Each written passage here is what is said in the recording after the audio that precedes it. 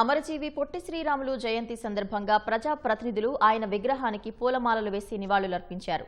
ఆంధ్ర రాష్ట్ర ఏర్పాటు కోసం 58 రోజులు ఆమరణ నిరాహార దీక్ష చేసి తన ప్రాణాన్ని తృణప్రాయంగా వదిలేసిన మహనీయుడు పొట్టి శ్రీరాములని మంత్రి బీసీ జనార్దన్ రెడ్డి అన్నారు.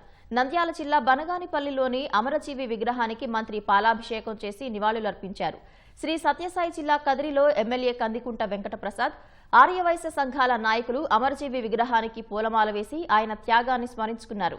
అంబేద్కర్ కోనసీమ జిల్లా పి గన్నవరంలో ఎమ్మెల్యే గిడ్డి సత్యనారాయణ పొట్టి శ్రీరాములు విగ్రహానికి పూలమాల వేసి నివాళి అర్పించారు.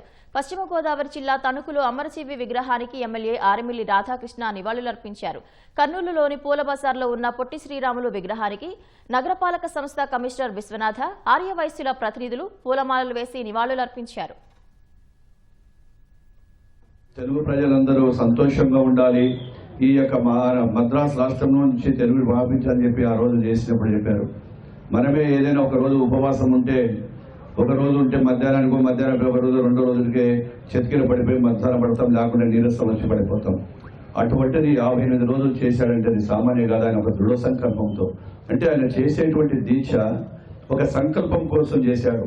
ఆ సంకల్ప బలమే ఆయన 58 రోజుల వరకు బతకడానికి ఆ సంకల్ప బలమే నడిపించిందని కూడా నా యొక్క ప్రగాఢ కాంక్ష.